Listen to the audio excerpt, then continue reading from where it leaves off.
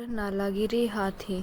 बुद्ध का ममेरा भाई देवदत्त सदा ही बुद्ध को नीचा दिखाने की चेष्टा में लगा रहता था, मगर उसे हमेशा मुंह की खानी पड़ती थी। एक बार बुद्ध जब कपिलवस्तु पहुँचे तो अनेक कुलीन शंख्यवशी राजकुमार उनके अनुयायी बने।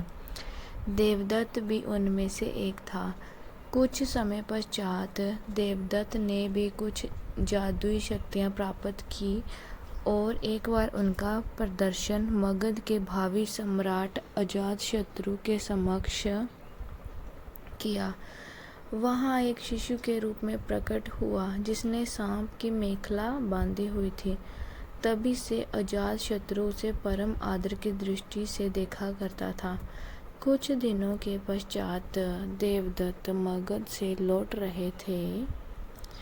जब संघ में वापस आया तो उसने स्वयं को बुद्ध से ज्येष्ठ घोषित किया और संघ का नेतृत्व करना चाहा।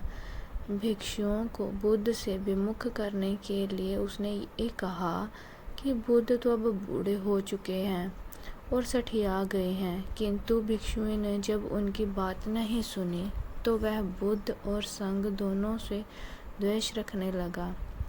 खिन्न होकर वह फिर वापस मगध पहुंचा और अजातशत्रु को महाराज बिंबिसार का वध करने के लिए प्रेरित किया, क्योंकि बिंबिसार बुद्ध और बौद्धों के प्रचुर प्राश्य प्रदान करते थे। प्रारंभिक दौर में बिंबिसार को मरवाने की उसकी योजना सफल नहीं हुई। अंततः उन्होंने 16 धनुर्धारियों को बुद्ध को मारने के लिए भेजा, किंतु बुद्ध के व्यक्तित्व से प्रभावित हो सारे उनके ही अनुयायी बन गए। क्रोध में देवदत्त ने तब बुद्ध पर ग्रीगकूट पर्वत की चोटी से एक चट्टान लुढ़काया, जिसे पहाड़ से ही उत्पन्न हो 2 बड़े पत्थरों ने रास्ते में ही रोक दिया।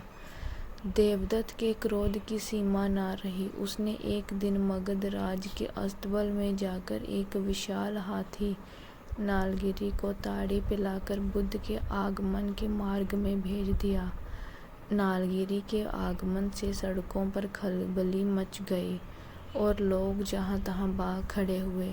तब बुद्ध भी वहाँ से गुजरे। ठीक उसी समय एक घबराई महिला अपने बच्चे को हाथी के सामने ही छोड़कर भाग गई।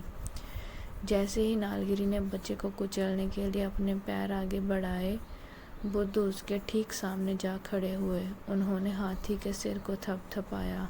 बुद्ध के स्पर्श से नालगिरी उनके सामने घुटने टेक बैठा। नालगिरी हाथी की इस घटना से देवदत्त मगध में बहुत अप्रिय हुआ और तत्काल ही नगर छोड़कर भाग गया।